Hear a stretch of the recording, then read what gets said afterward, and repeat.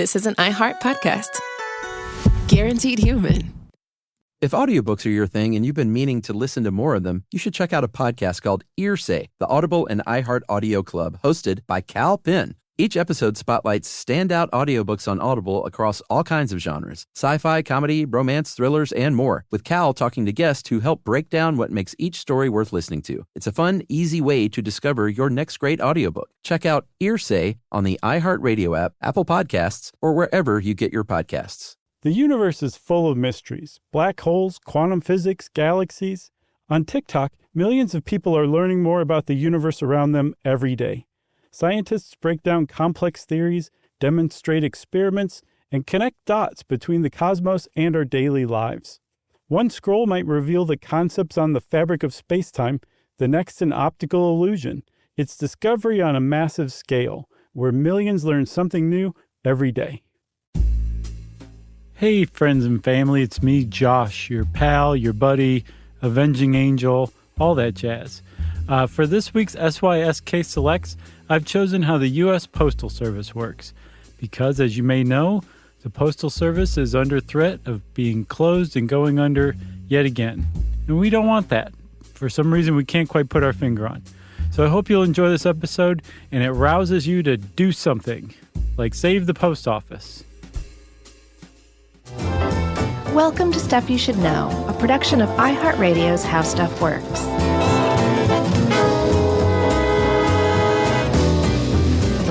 Hey, and welcome to the podcast.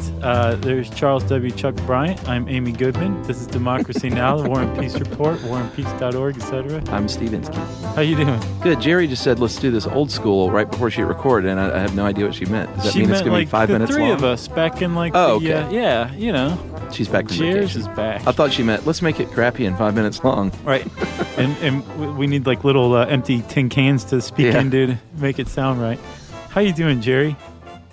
That's great. Jerry gave us a thumbs up. I know. In our new murder room, Jerry is within our eyesight again after a long layoff where she was not within our range of viewing capabilities. I know. And it's kind of weird because now I'm looking at you, but I can clearly see my peripheral vision that she's on Facebook. She's waving. She's brushing her teeth. She's rearranging the severed human heads that are in jars all around the place. That's creepy. Yeah. You want to talk post office, man? Yeah. You want to give the disclaimer that we're only talking about the post office in the U.S. of A? I think you just did. Okay. We don't know how it works in your country. No, and actually it's probably not nearly as interesting as what's going on with the U.S. Postal Service, the USPS. Yeah. Because I don't know if you know this or not, Chuck, but the USPS is in a lot of trouble. Their solvency, the amount of money that they have to keep the lights on and keep everything going, is expected to run out in October of 2013 if they don't do something. Yeah, that's this year. Yeah. I think they lost $16 billion last year. Yes. And $5 billion the year before. So that's 3 times as much money in a year. That's bad news. Here's the caveat to that $16 billion loss, though. $11 billion of that was in payments to the future benefits of postal workers that have not yet retired but will. Yeah.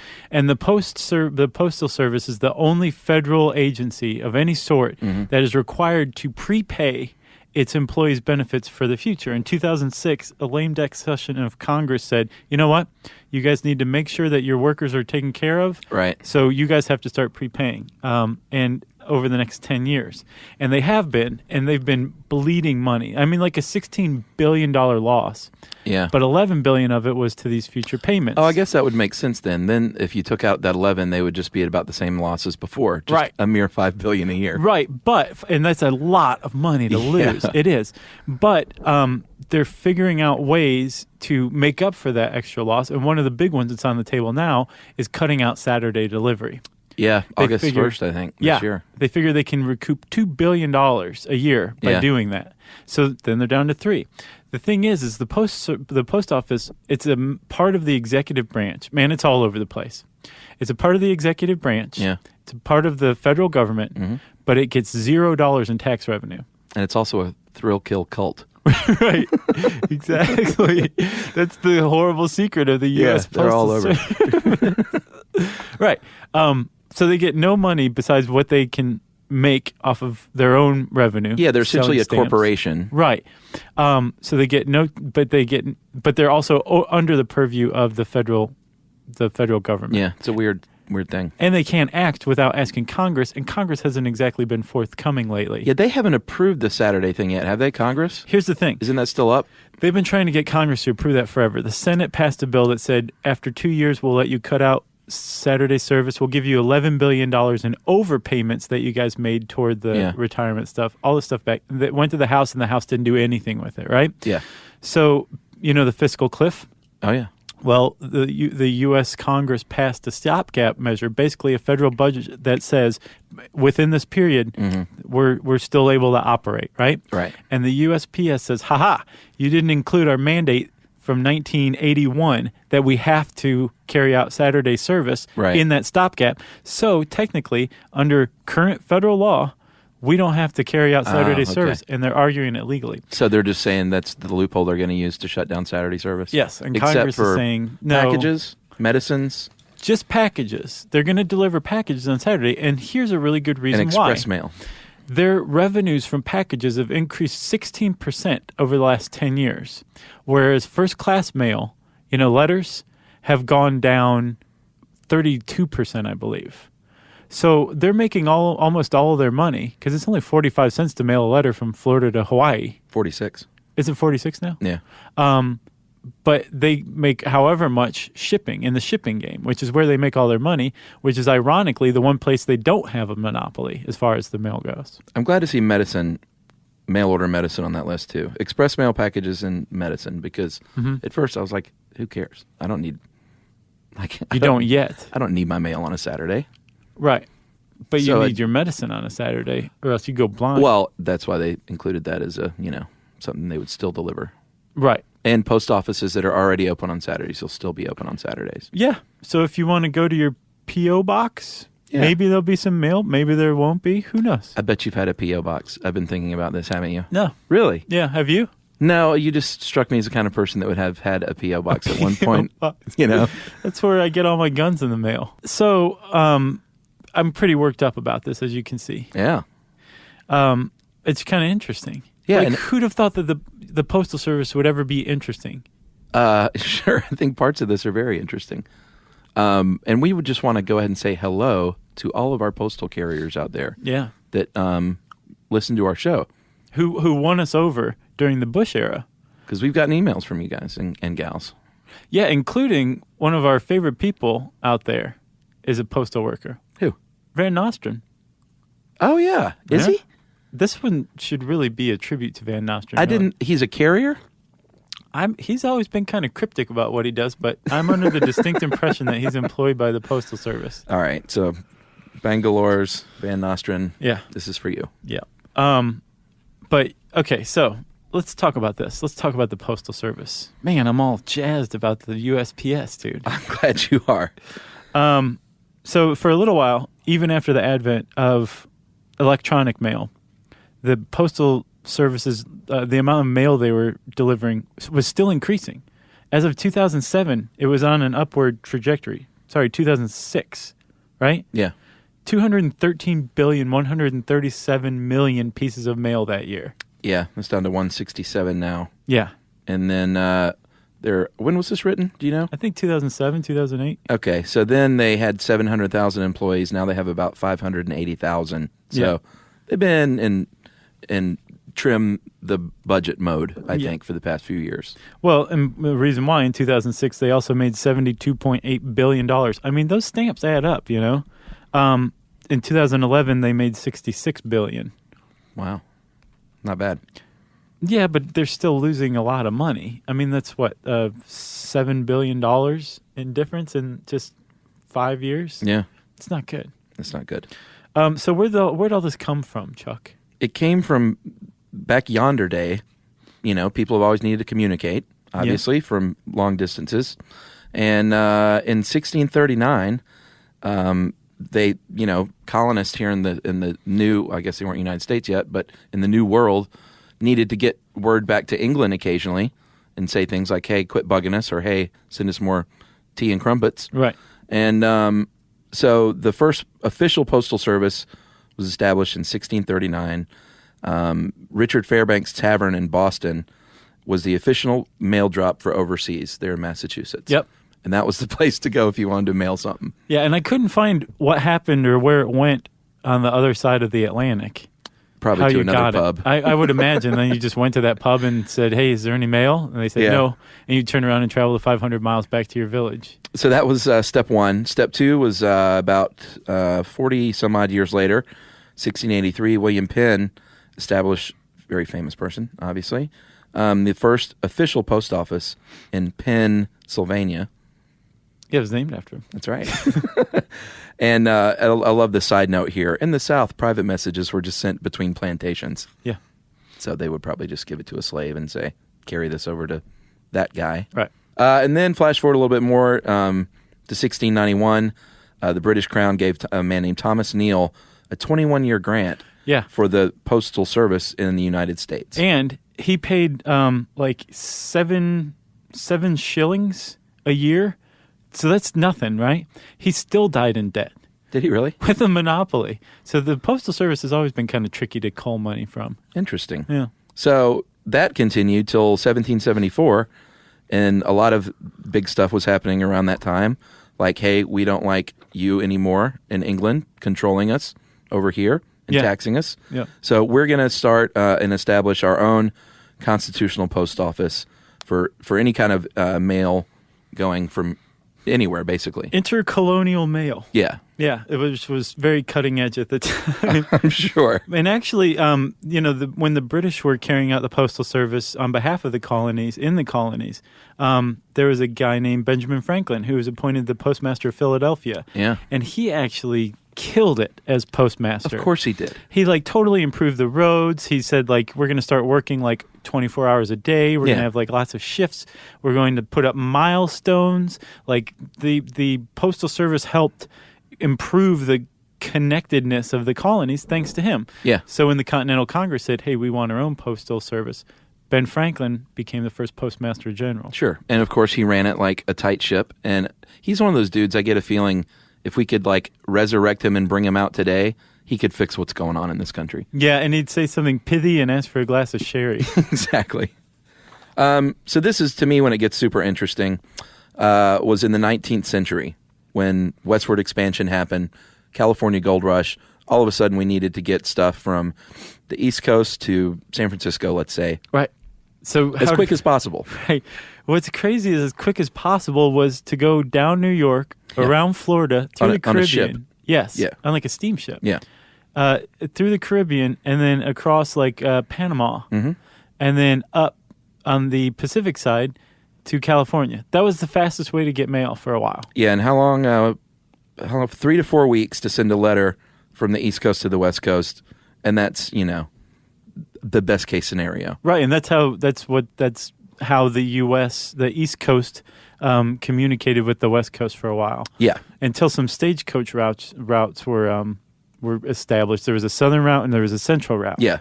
And the southern route you could supposedly use year-round. Sure, because it's lovely down here. But then the central route, it was faster, but they said, you can't use that year-round. There's storms. Yeah, and it also killed me, man. The way they used to name companies back then was so, it made perfect sense. You basically just said what you did. The Pacific Mail Steamship Company said, we're going to carry your mail to the Pacific by steamship. Right. And then the Overland Mail Company, we're going to do it overland. Right. And so that's what we're going to call our company. Yeah. So they got the contract, the Overland Mail Company, along the southern route, took about 25 days. And then one of my favorite parts of American history was born, the Pony Express. Yeah, and it's just so amazing, the idea that they had to do this. It was a different company that was competing that wanted to get that contract away from the Overland Company, right? The COC and PP. And they said, you know what? We know the central route's shorter. We're going to prove that we can use it year-round, and we're going to set up something that it's just going to blow this 25-day thing out of the water. And they set up the Pony Express. Yeah. And they had stations, every 10, 20 miles. Uh-huh. And a rider would ride from St. Joseph, Missouri to Sacramento or be part of a line of riders. Well, yeah, that's the key. They go about 100 miles, and then they change horses every 10 or 15 miles. Yeah, so the same rider would change horses because they averaged 10 miles an hour, which doesn't sound fast, but you got to factor in like the Sierra Nevadas where they're just crawling up these mountains. Right. So these dudes were riding hard on flat ground. If they're averaging 10 miles an hour, right? Yeah. And they're going 24 hours a day, they're going 2,000 miles, 10 miles an hour. That's what, 20 hours? Yeah. That's 200 hours. So what is that? That's less than 10 days. So that cuts that Overland Company's rate by 150%. Yeah. There was always one set of riders going east, one set going west. Yeah, I think when you were relieved by another rider, yeah, you'd hang out at that station and wait for for somebody to come the other way and then relieve them. Yeah, they were paid really well at the time, $25 a week, which at the time unskilled laborers made about $1 a week. Yeah. So, did you read the first ad they ever put in? No. Wanted young, skinny, wiry fellows not over 18, must be expert riders willing to risk death daily, orphans preferred. And that's maybe legend, but supposedly that's what it says. Nice. But apparently they were young, little, light, lithe, skinny kids because, you didn't want some big dude like me up on a horse. Right. The horse would be like, I don't want to ride anymore. Please. So they were like these young boys. Like I think the youngest one was like 14. Oh, wow. And supposedly Buffalo Bill Cody was a rider, although people have disputed that now. Oh, yeah. Yeah. Well, he's the stuff of legend. Well, he's by far and away the most famous Pony Express rider, if in fact he did. Gotcha. But anyway. So think about the amount of infrastructure built up along this central route to have a station every 10 or 20 miles. You've got all these employees going, and they proved it. They proved that the central route could be used year-round.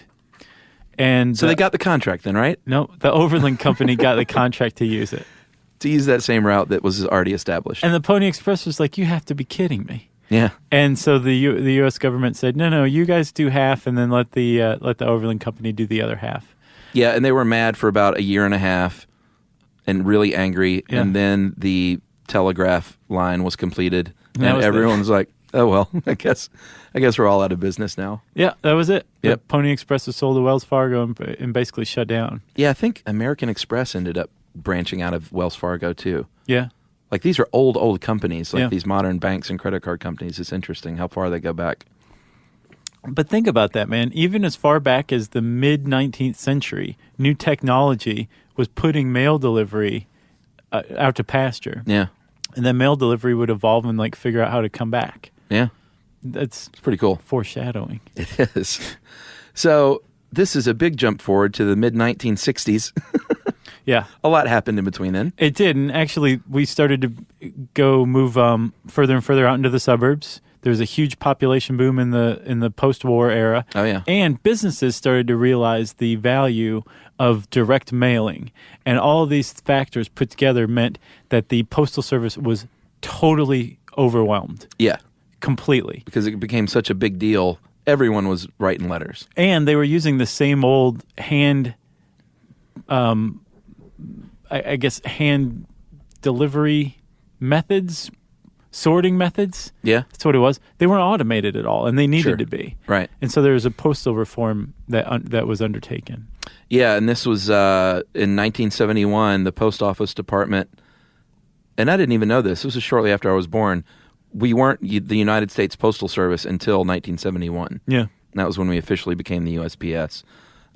It became an independent establishment, was no longer a part of the cabinet of the federal government, right, but was part of the executive branch and got the monopoly basically to deliver mail, even though it was supposedly just a company. And they re-upped the mandate from, I think, 1792 that said the Postal Service is one of the most essential services of the federal government. Yeah. No person is cut off in this country. None shall not get deliveries. Exactly. Yeah. Everyone's going to have a mailbox, and everyone's going to get mail to that mailbox every day because we need to help keep intellectual freedom going and ideas and business and commerce going all the time. And the Postal Service is this federal agency that carries that out. And I'm sure that put a financial burden on them when people started building in these, like especially rich people, when they started building in these remote areas. Yeah. Because then all of a sudden you had to add that to your route. Well, even if it's 60 miles up a mountain and it's the only house. There's a guy who services the Grand Canyon. There's a group of Indians that live at the bottom of the Grand Canyon. And he has a donkey train that goes down there every day with the mail. Really? Yeah. I mean, it's a federal mandate. You have to be able to get mail. Everyone has a mailbox. He's like, don't you guys use smoke signals? Come on. They do. In fact, I actually wrote an article on smoke signals. Yeah? Yeah, I was going to say we should podcast on it, but it's like super basic. Is it really? It would be like a 5-minute podcast.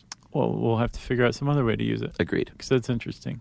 So, do we cover going postal now? It was sort of just thrown in the middle of this article. Yeah, it really was. It was talking about how packages are delivered, and all of a sudden it says, and then people started killing each other in 1986. Yeah, which is actually, the post office has the dubious distinction of kicking off the workplace shooting trend in the United States. Was that the first one? As far as I could tell. Wow.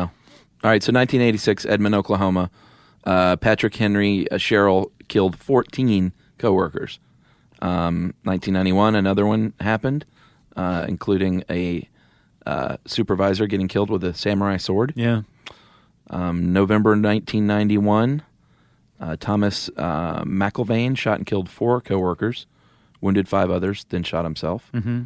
And then 1993, and then in 2003, 2 more incidences of postal workers killing fellow postal workers. It was like just between 86 and 97, 40 people died at post offices from postal rampages. Yeah, and gave birth to the term going postal, which is used as a vernacular for like just losing it, basically. And if you're interested in that at all, there's a really good documentary. I think it's on Netflix streaming right now called Murder by Proxy. Oh, yeah? And it's all about the postal shootings. So weird. Like where they came from. There's a lot of scrutiny at like the management techniques of people at post offices. And there's got to be something to it. I mean, if you watch that, it's like it was clearly how many other industries culture. Had that many office shootings, you know? Retail. Oh, actually, the homicide rate is 3 times higher in retail than it is at the post office. But you don't say go in retail. Right. That just means you're going shopping. Well, it's like drinking the Kool-Aid. They really drank Flavor Aid. That's right. But Kool-Aid's the one with that distinction. Oh, yeah. All right. So that was going postal. Yeah. I mean, we had to mention it, but I don't want to dwell on it. But it was weird in this article, the way it went. It's like right in the middle of the section. Came up out of nowhere. Zip codes. This is kind of cool. Yeah. Zip codes were introduced in 1963 and then officially put in place and mandatory in 1967 because just so much mail going on, you had to categorize it more specifically. Right. That was part of that, the post office being swamped. This was the first step toward automation, was like a standardized coding I'm surprised system. it took that long. Well, they did have other ones, but it was like one was New York City or something like that, you know? Yeah. So ZIP, this is just a nice little cocktail party factoid, stands for Zone Improvement Plan. Mm-hmm. I never knew that until I read this. Did you know that? I had before, but I'd forgotten. Okay, so it's a zone improvement plan, and it's here in the United States at least, it's a 5-digit number, represents, a location, obviously, where you're trying to send something. Yep. And it now they have the zip code +4 in some areas of, like, I guess major urban areas have a little more specificity. Right, they like deliver it to your, like they put it on your stomach if you put like the zip +4 on. I think certain buildings even will have their own +4 if it's a big enough building. Right. Or if you get a lot of mail as a person. Is that what you're after? Is a +4 for your Well, own it house? says that some high volume mail receivers get it. I'm like, if it was cool mail, I'd love to get the mail. So the first digit there represents the state. Here in Georgia, that's a 3. It increases as you move west, and there are some states that share each digit. Yeah, like 2 Yeah. is taken up by a lot of states. There's the District of Columbia, North Carolina, South Carolina, Maryland, Virginia. West Virginia. Man, all 2s. I would be mad if I lived in one of those states. So then you got the second and third digits. Those are regions within the state. The first 3 of those create what's called the SCF code, the Sectional Center Facility. And then the fourth and fifth digits are even more specific. Basically, it just hones down as you go left to right until you've got Josh Clark's house. Right, like this state, this section facility, this post office. Yeah, this neighborhood. Yeah, and then maybe this building, Yeah. this high volume mail receiver named Josh Clark. That's right.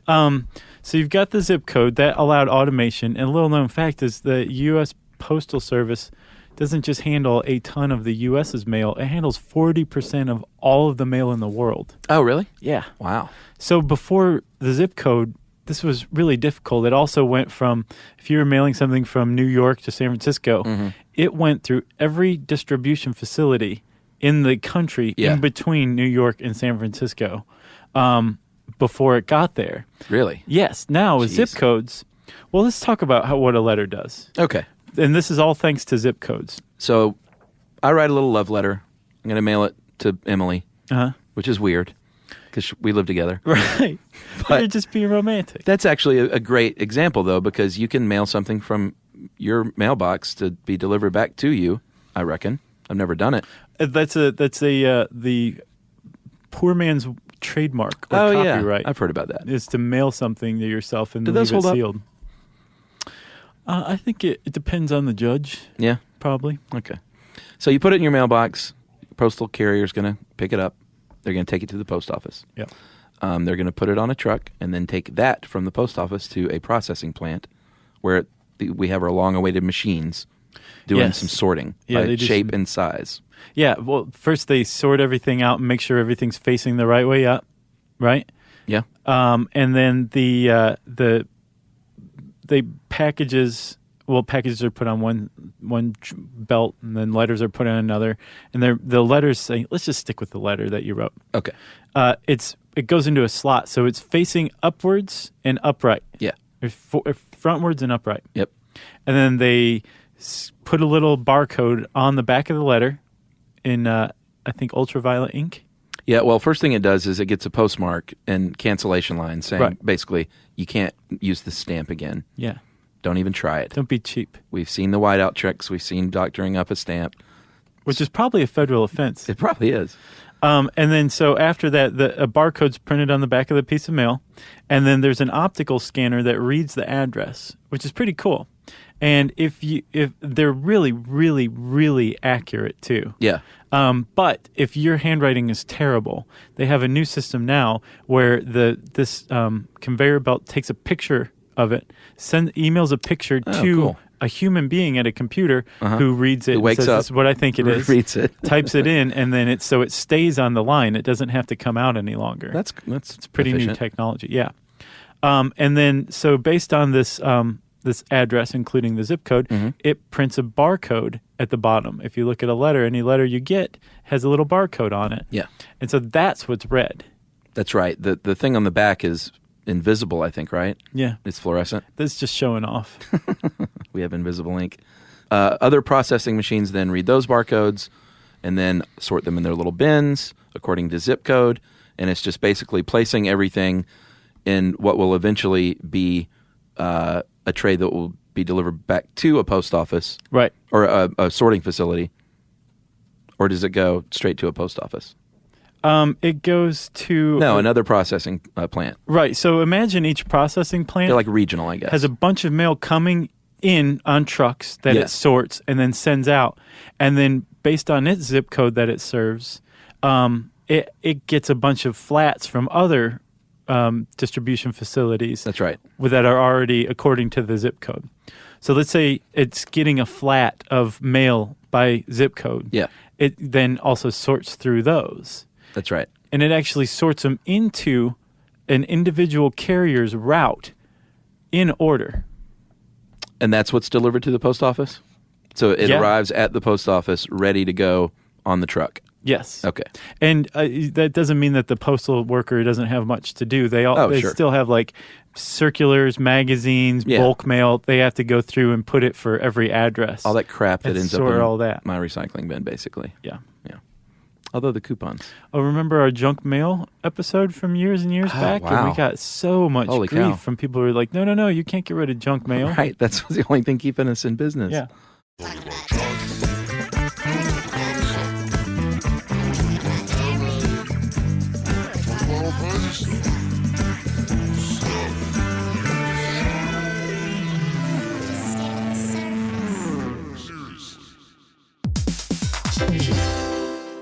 Hey, everybody. I want to talk to you a little bit about Tide Evo because it represents over 10 years of innovation and product development. Tide Evo is a first-of-its-kind technology where tens of thousands of minuscule fibers are spun together to form a 6 times powerful layer packed with scrubbers, brighteners, pre-treaters, and fresheners. And that's going to deliver a breakthrough clean that's so powerful, it feels like magic. Yeah, it is kind of like magic. Tide Evo is revolutionary. A 100% concentrated, waterless laundry tile that's made of compressed microfiber soap layers rather than liquid or powder. And it's not like pods or sheets because it uses 6 layers of detergent fibers to deliver superior cold water cleaning without plastic packaging of any kind. And it provides a mess-free, lightweight solution that dissolves lickety-split. So whenever you run into a laundry challenge, turn to Tide Evo. It's revolutionary. It's magic. Try new Tide Evo. Real laundry magic.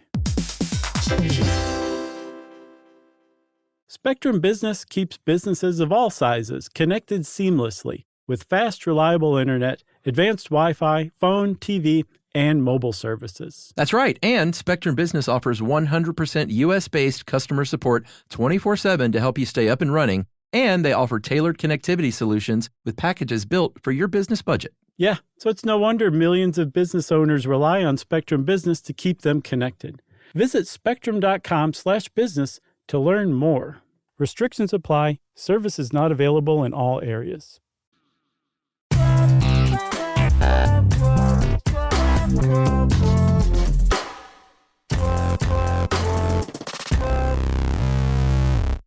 So if you're going to address a letter, there are a few guidelines.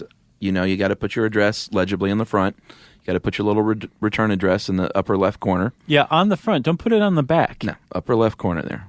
And don't use periods and commas.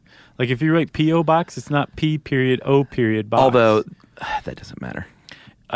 Apparently, it allows for greater efficiency in reading your letter. Maybe, because I always put like Atlanta, comma, GA, period. I do too, and they still get there. But Don't you wonder if they get there like earlier?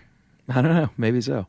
It is supposedly you need to be able to read the address at arm's length. So don't write tiny. Right. And don't write so big that they can't do other things to the envelope like scan and stamp and things like that. And then, you know, you got to put your return address because if something happens, you want it to come back to you. Yeah. Although I don't do that much anymore. A lot of times I'll just put like Atlanta, Georgia. Really? You don't put your return address on there? No, but I rarely mail things, and a lot of times when I do, it's for work, so I'll just put, you know, Atlanta, Georgia, How Stuff Works or something. Oh, gotcha. And it's not the kind of thing that if it doesn't come back to me, I would care. I gotcha. If I had some precious thing, I would put a return address. I have a feeling that you're going to get some email from postal carriers that are like, I hate people like you. Because whether you care if it comes back to you or not, I'm sure they have to get it back to you. There's a lot of type of delivery services we won't go over here. Yeah. But I did want to say that media mail is a great little trick, not a trick, but a great tool if you're mailing things like books and or DVDs because it's super cheap. Yeah. But it takes a while. But that's part of that mandate from 1792 that they want to keep the intellectual juice of America flowing through the Postal Service. So yeah. Things like that, like creative stuff or books or correspondence like sure. that. And I think that's how, if you've ever ordered a book on Amazon for like 2 cents, you're like, oh, how can they sell a book for 2 cents? It's because they charge you like $4.95 for shipping, and they probably pay like 8 cents to mail it with media mail.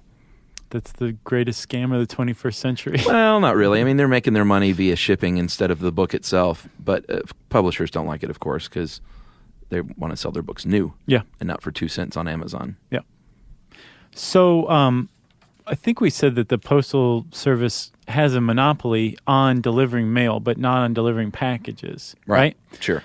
So because they're kind of in competitive business against like UPS and FedEx and DHL and all those guys have gone ahead and invested in infrastructure of, say, like air delivery, transportation of mail. And the Postal Service has tried that before. Like they tried a guided missile in 1953, which they shot full of mail from a submarine to a naval station in Florida. Uh-huh. But it was just too expensive. Right. So the Postal Service said, hey, UPS, hey, FedEx, you guys have a bunch of planes. Can we start putting our mail on it? And they said, sure, for a few $1 billion a year.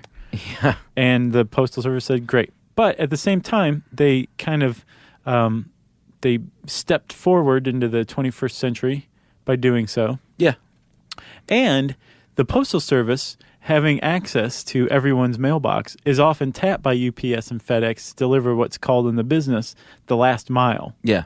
So a lot of times, especially if you're a rural person, if you get something from Amazon, it was shipped by UPS, but eventually it made its way into your postal carrier's route and is being delivered by the Postal Service. Yeah, there's way more mixing of package mailing than you would think. It's like a swinger party or something. Pretty much.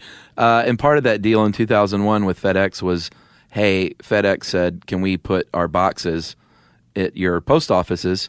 And they said, sure, for $126 million.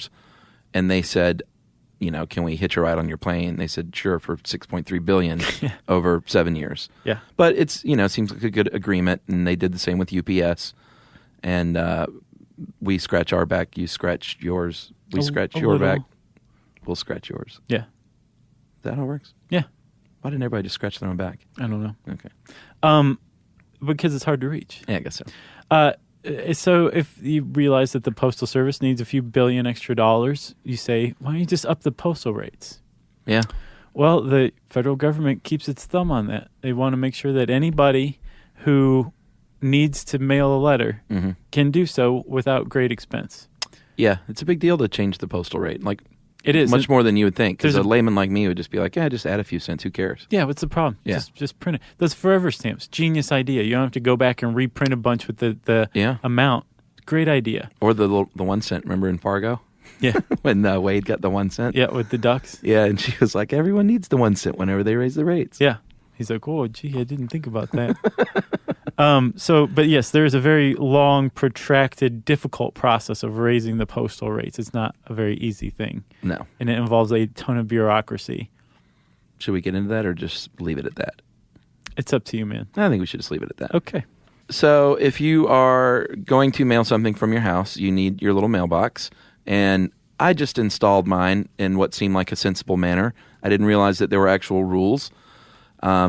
In fact, you were supposed to contact the post office before installing your mailbox, which I had no idea, to make sure it's like the correct placement and height. And so like the post office person or the mail carrier doesn't have to get out of the truck.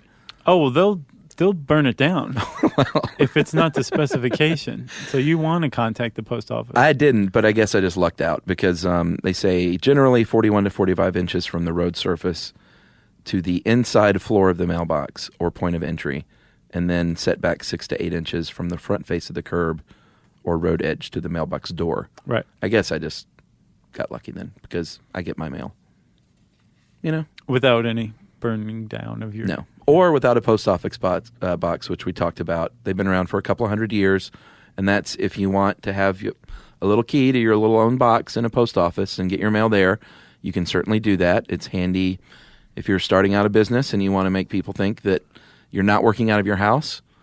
You can get a post office and say, look, I have a P.O. box, which means I'm working out of my bedroom. Right. It's like code, I think. Or you're getting guns in the mail. Is that what people do? I'm sure there's a lot of people who try to get guns in the mail in their P.O. boxes. Yeah. Sure. Okay. Or if you tend to move around a lot in the same town and you don't want to worry about changing your mail and forwarding your mail, you could always just get a P.O. box. Yeah. So those are some reasons. You want to talk the future of the post office? If it's around after October 2013? Sure. What is the future of the post office? Well, there's a lot of stuff coming down the pike. There's the cancellation of Saturday mail. Yep, this August. They're really going hard after package delivery services now. What, trying to, with like the flat rates and stuff like that? Yeah, just really like courting businesses to say, hey, consider us instead of UPS or FedEx. Right. And especially with prescription medicines. Sure. Because we have an aging population that's going to do nothing but increase in size. So you're going to need more prescriptions through the mail. So, hey, let's get into that. Yeah, and you can get stuff like that certified and insured and signature delivery approved and stuff like that. Yeah. So it's helpful. Part of the post office's pledge is that your letter carrier won't take your medication before delivering it. Might hit you up for some. Right. But there's also a line of clothing coming out, Postal Service line of clothing coming out. Shut up. I'm not kidding. It's Really? called Rain Heater Snow. And that's we almost didn't mention this. So the Postal Service's creed, right? Sure. Neither rain nor snow nor Sleet. Nor hold on. Rain nor sleet nor snow nor Neither snow nor rain nor heat nor gloom of night stays these couriers from the swift completion of their appointed rounds. And that's actually not the post office's official motto. They don't have one, but it's been linked to them. Huh. And it's actually an adaptation of something from Herodotus, the Greek historian, Oh yeah. who was making a comment about how the Persians, even during their war in like 500 BC, they were one of the first ones to establish a real postal service. And even during war, the postal service didn't stop. There were still documents being delivered. Right. And Herodotus was commenting on that, and that's where that came from. It should include or loss of limb. It did originally. Like, that's an adaptation. It wasn't loss of limb, but it was something like... Yeah, some sort of sickness has befallen you. Right. They were putting the mail before themselves. The show must go on. Right. So there's a line of clothing called Rain or Heat or Snow. And then they're also talking about creating federal email addresses that you get at birth. Just like you have a physical address, you would also have an email address, but your email address is attached to you rather than the physical location you live at. And if you, say, need to correspond with the IRS or Social Security Administration or something like that, you would send like this very secure email through this Postal Service's portal. Everything else you could just use like, Gmail or Yahoo or whatever for everyday stuff. But this was like the big stuff, the really important stuff. And then the Postal Service would also offer like a digital lockbox for like a will or your medical records or something like that. Yeah, and listen, as every conspiracy person in the country now says, ain't no way I want a federal email attached to my name that I have to send things through. Yeah, well, that's the number of the beast, obviously. Yeah. I don't know that I would want that either. I'm not a big conspiracy guy. Oh, it's not that you have to send it through that. It's that if you send it through that, if somebody hijacks that or reads it, they're going to be in a lot more trouble, federally speaking, than they would be if like they read your Gmail. Yeah, because isn't it illegal to open like a federal offense to get someone's mail? Exactly. And that's what there's this guy who runs a think tank for the Postal Service who's like, it's not just about mailing documents, it's about protecting the connectedness of the United States and Americans. So how do we do that in a digital world? And he's thinking about this. So if you're even the least bit interested by this episode that we just recorded, there's an Esquire article called You almost said peace. I didn't, though. There's an Esquire piece. It's called "Do We Really Want to Live Without the Post Office?" and it's by Jesse Lichtenstein, and it is really good, man. Yeah, it's a really good overview of. What does Jesse think? We need it. He or she, I think, kind of leans toward we need it, and the more you start to like read about it, the more this weird kind of civic affection for the post office developed in me. Where I'm like, yeah, we don't want to get rid of the post office. You want the post office. Who doesn't want the post office?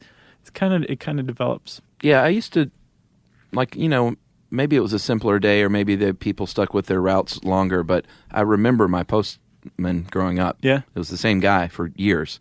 And we didn't live in a neighborhood. We lived on a street in the woods with like 6 houses. And so, I would run out and check the mail and wave at him, and we would give him like gifts at Christmas. And that's awesome. And now I have no idea who my postal carrier is, which is my fault. I need to just go out there. I think you do.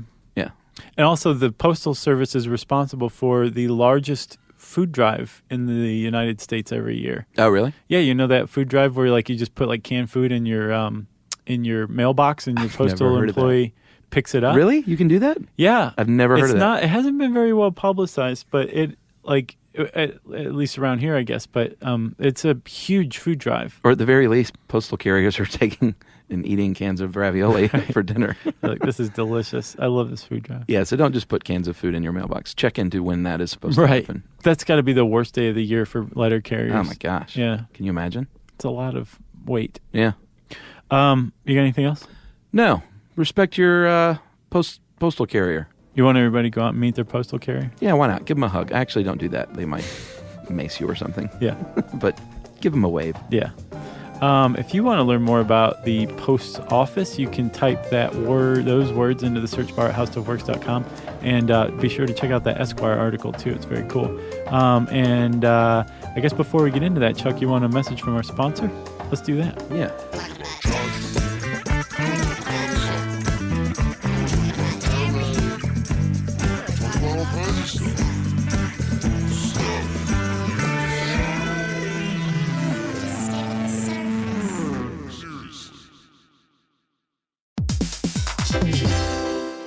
Hey, everybody. I want to talk to you a little bit about Tide Evo because it represents over 10 years of innovation and product development. Tide Evo is a first-of-its-kind technology where tens of thousands of minuscule fibers are spun together to form a 6 times powerful layer packed with scrubbers, brighteners, pre-treaters, and fresheners. And that's going to deliver a breakthrough clean that's so powerful, it feels like magic. Yeah, it is kind of like magic. Tide Evo is revolutionary. A 100% concentrated, waterless laundry tile that's made of compressed microfiber soap layers rather than liquid or powder. And it's not like pods or sheets because it uses 6 layers of detergent fibers to deliver superior cold water cleaning without plastic packaging of any kind. And it provides a mess-free, lightweight solution that dissolves lickety-split. So whenever you run into a laundry challenge, turn to Tide Evo. It's revolutionary. It's magic. Try new Tide Evo. Real laundry magic.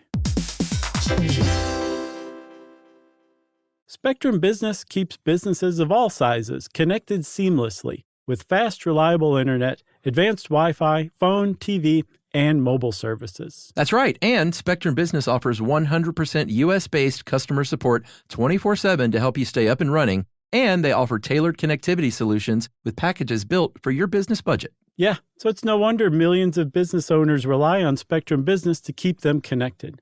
Visit spectrum.com/business to learn more. Restrictions apply. Service is not available in all areas.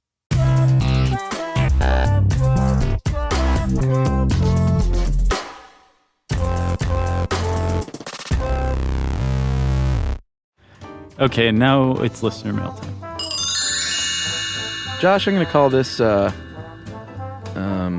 fan who thought we were wrong and did a little research, and we may not be wrong after all. I like that's a nice great title. Yeah. We had a bunch of filmmakers write in when we talked about the subliminal messages being inserted into movies in the 1950s by James Vickery, because we said it's 1/3000th of a second or something, and a bunch of filmmakers went, there's only 24 frames per second, so if you switched out one frame it would only be 1/24th. There's no way. And where'd you get this number? Mm-hmm. I went back and looked and I was like, I see this number in various places, but so we got this email from Brian Henry that disputed this, and then he wrote back with this. Hey guys, looks like I may have spoken too soon. I was assuming that Vickery was just changing the film itself, which would result in the messages showing much slower and at the maximum 1/24th of a second. But I did some research, and apparently he used something called I've never heard of this before, a tachistoscope. Tachistoscope. I think you got it. Tachistoscope. Okay. To project the messages on the screen, not the movie projector. He said so this way he would have had a lot more control over the speed of the messages. And so to all the filmmakers out there who wrote in and challenged us, boom, I wrote back to a few that I was like, geez, I don't know, man. I'm looking for it. And they, some of them were even kind of snotty about, like, you should research stuff more. Yeah. So apparently, put that in your tachistoscope and smoke it, is what I say. Yeah. And that is from Brian Henry. Yeah. Thanks, Brian, for further research, Yeah, and being a good guy, saying, hey, I was wrong. Because you were wrong. He was one of the nicer ones about it. Well, thank you. Yeah. If you want to let us know that you were wrong, even though you had told us that we were wrong at first, we love those. Yeah. You can tweet that to us at SYSK Podcast. You can join us on Facebook.com/Stuff You Should Know. Or you can send us an email to stuffpodcast@howstuffworks.com.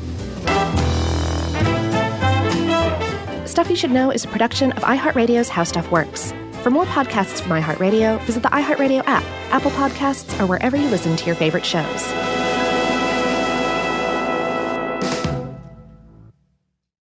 Everyone knows winter is the real mess maker. You don't need WeatherTech floor liners for summer unless you hit the beach and half the beach ends up back in your car, or the campsite dirt ends up in your trunk. Then you'd want a cargo liner or a road trip goes sideways, lemonade spills, ketchup goes rogue, ice cream drips. Yeah, you'd be pretty happy about those WeatherTech seat protectors. So just to be clear, as the mud you're inevitably going to step in this summer, you don't need WeatherTech unless you plan on doing summer. Visit WeatherTech.com today. Mom, can I have Lingo Kids? Dad, Lingo Kids, please! When did we become the Lingo Kids house? No idea. Last week it was dinosaurs. This week it's... Lingo Kids! Why Lingo Kids? Because it's the best thing ever. We can play games with astronauts, wild animals, and superheroes. With more than 4,000 interactive games, songs, and shows, Lingo Kids is the #1 entertainment platform for young kids. So, no dinosaurs? And dinosaurs! Lingo Kids! Everything kids love. Download it for free. This is an iHeart podcast. Guaranteed human.